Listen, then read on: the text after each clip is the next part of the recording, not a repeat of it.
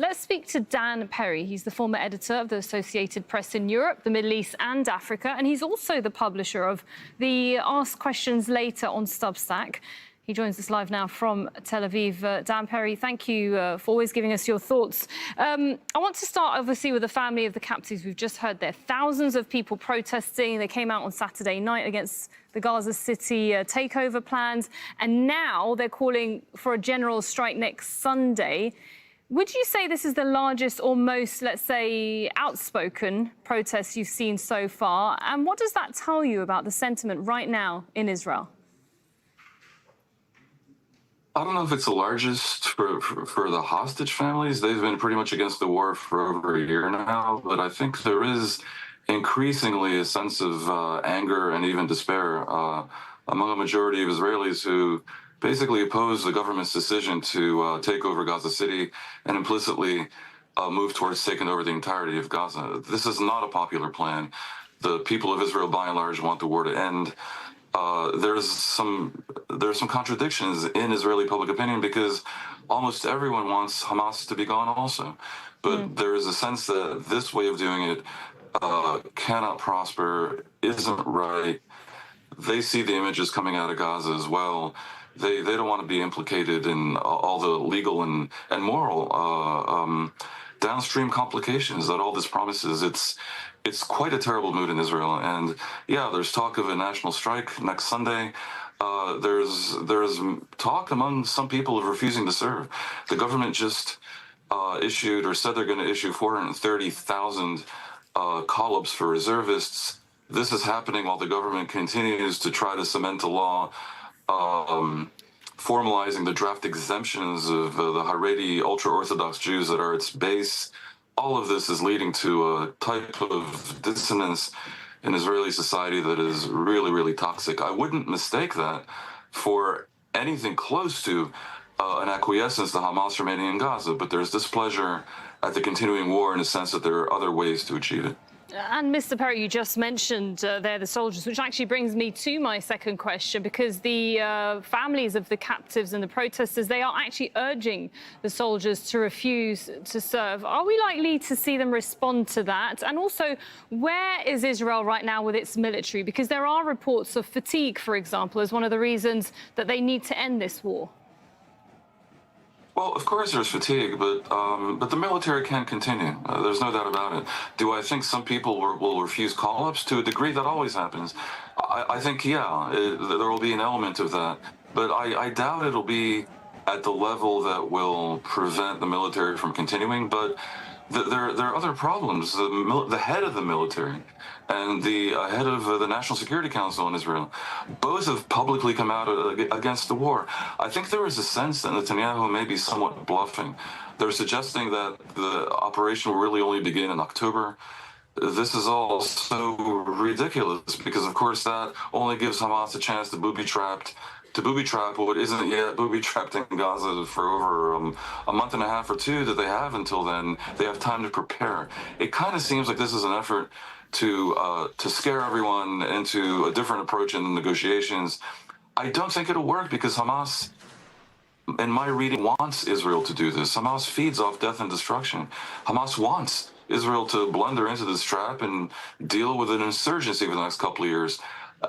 In my reading, it will be a mistake, and I'm not sure that the Israeli government is actually foolish enough to do it. I think what they're hoping for is for the Arab League, for Egypt, for Qatar to go further than they did 2 weeks ago when they called on Hamas to disarm and actually start to bring to bear real pressure on Hamas to essentially succumb to the desires of not just Israel, but the Arab world and the West and the United States.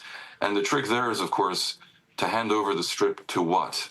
And pressure will then have to be applied on Israel to agree that this has to be, in one form or another, the Palestinian Authority. That's the missing bit of the puzzle. I would actually be surprised if in the end Israel implements the decision to take over Gaza City. They are not prepared to administer 1 or 2 million people with all of that implies. Yeah, definitely. Okay, thank you very much, Dan Perry. We've run out of time here, but thanks for your thoughts on that.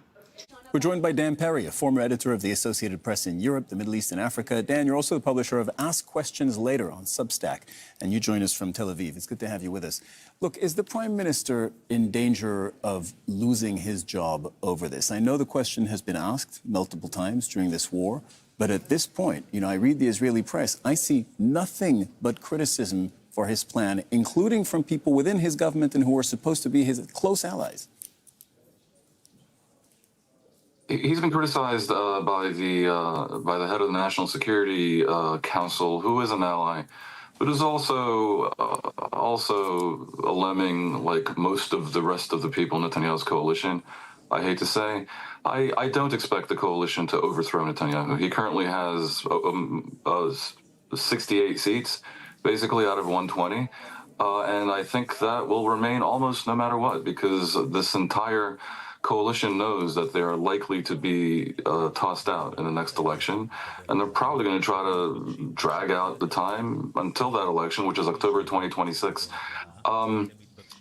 It's conceivable that the government will be brought down by far-right wingers who are dissatisfied that this Gaza City takeover proposal doesn't go far enough. And Bezalel Smotrich, the finance minister, who's the head of one of the two extreme right parties, has already threatened to join the opposition in dissolving the Knesset. So if it happens, it'll happen ironically, not because the majority of Israelis are against it, which they are, but his far-right coalition partners, who probably have been to a great degree driving events until now, don't think it goes far enough.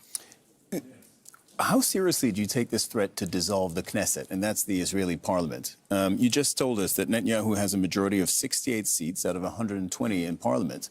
And the finance minister, Bezalel Smotrich, who said yesterday he's lost faith in the prime minister's ability to lead Israel to war, the opposition leader, Yair Lapid, has just jumped on that and called on him to join forces so that they could dissolve parliament. How seriously do you take that? Well, it's probably a bluff by Smotrich in order to create for Netanyahu the deniability that comes with the ability to say, well, I'm being pressured and, I have to consider these people. But Netanyahu's looking a little bit weak and undignified because of the sense that he has, for over a year now, been succumbing to the threats from Smotrich and the other far-right winger, Ben-Gvir. I can't tell, frankly, Cyril, if it's a bluff or not. It's not inconceivable.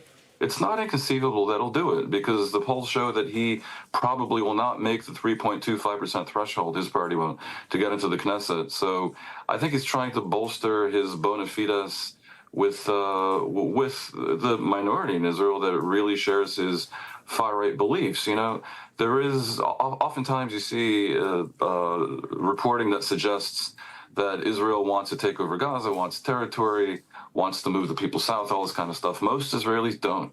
Most Israelis, very simply, want Hamas to be gone and they want the hostages back.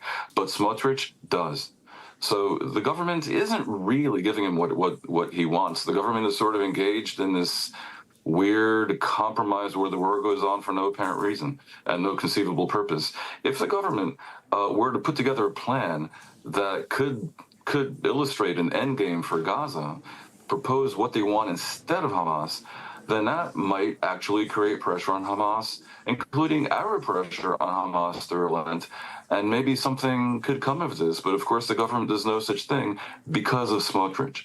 So Smotrich and Ben-Gvir are preventing anything but a continuation of the war. And as I say, the current level of continuation, where Netanyahu was expected to authorize a takeover of the entire Strip, but what was authorized was only Gaza City, is too mild for this fellow. I want to make sure, and I know I'm circling around the same thing, but this is interesting, and the Israeli politics right now is at a pretty complex moment, and I'm grateful that you're explaining this.